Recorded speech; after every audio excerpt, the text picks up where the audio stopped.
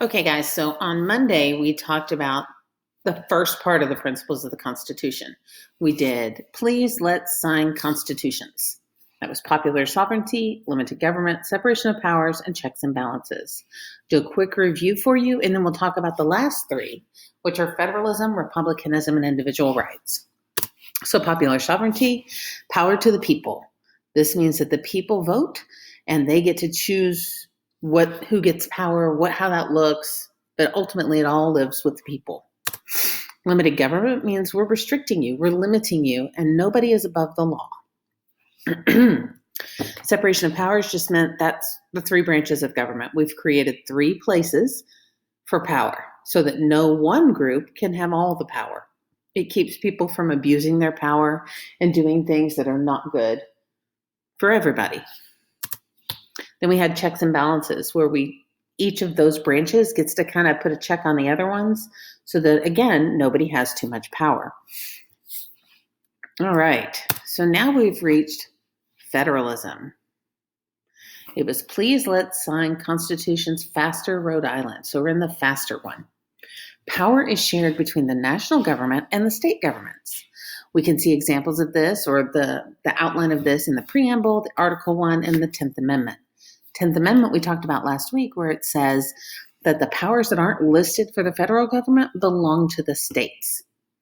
So federalism means we have different levels of the government sharing power. The 10th Amendment says any power not given to the national government at the federal level belongs to the states, unless something says the states can't do this either. So let's do a simple example. The federal government and the state governments both share the power of taxing. The federal government has taxes like income tax that everybody pays every year. But state governments can set things like state income tax, sales tax, registering your vehicle comes with a tax on that. So there's all kinds of things the state governments can tax as well.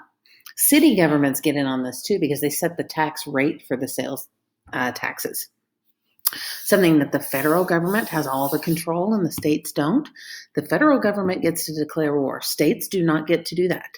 So if Canada starts causing a ruckus, Minnesota can't say, well, we declare war on Canada. The federal government steps in and does that. When it comes to individual things within the state, let's say, for example, regulating speed limit. Each state can set their own. My daughter in Hawaii, the first thing she noticed moving from Texas was that they don't go over 55 in Hawaii and that there's no such thing as a school zone because the speed limit in the neighborhoods is so low already at like 20 or 25 miles an hour that you can't really go much slower and they're already set for school zones. So that's a power that lives in the state because in the state of Texas, we have speeds up to 85 miles an hour, I think.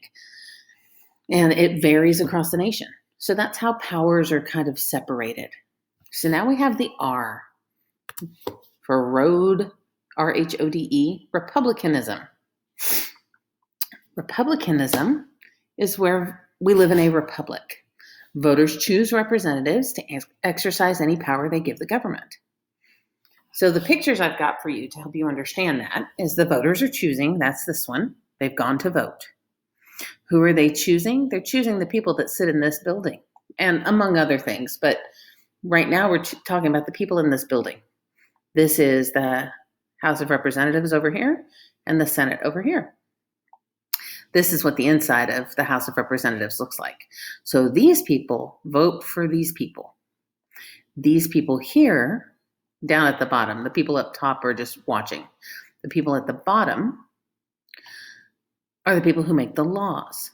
So we're choosing who makes the laws. What that means is if you don't like how laws are going or you don't like what someone's doing, you can take their power away the next time you vote. We live in what's called a constitutional republic. Everybody says we're a democracy. We're not a complete democracy. Because that would mean one person, one vote for every single thing absolutely that happens ever. That means if they want to pass a law about, let's say they want to get rid of the income tax altogether. No more income tax. That would have to be a law. Well, if we have a complete democracy, every single person in the United States has to vote for that, for or against. We have billions. Can you imagine trying to get that many people to vote? So what we do instead, because we live in a republic, is we elect people to vote on our behalf. They are our voice. They speak for us. So when they set a law, that's because we put them in there to pass laws that reflect us. Obviously, because of how people have different opinions, not everybody represents exactly what everybody wants. So these guys in here might come from a predominantly Republican district. So the laws they pass are going to be more conservative.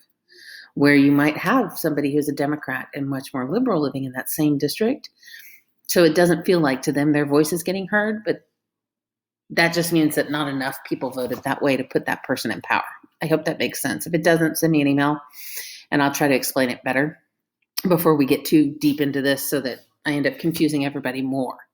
So basically, Republicanism is not the political party. It's the idea that voters are going to choose representatives to exercise this power that goes into the government.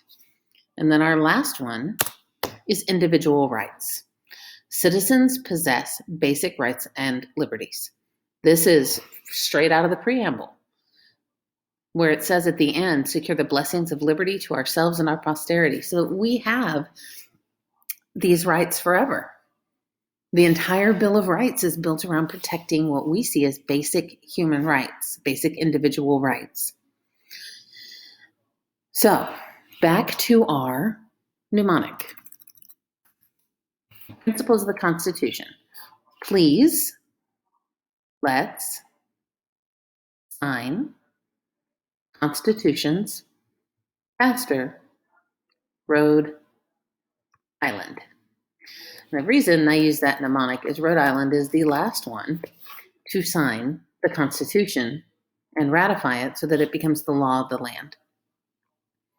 Hopefully you guys understand all of that. Again, if you don't, send me an email, put a comment on the assignment so that I can get it, and I will help you understand it. If we have to have an individual lesson on it, that's fine.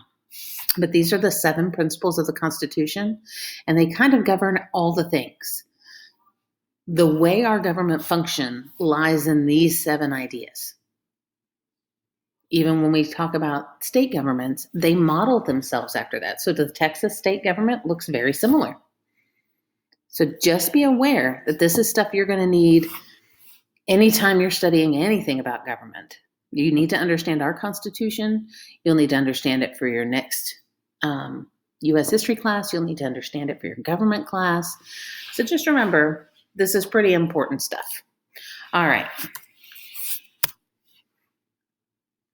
I hope you guys have a good afternoon. And again, I can't stress this enough. If you need me, send me an email.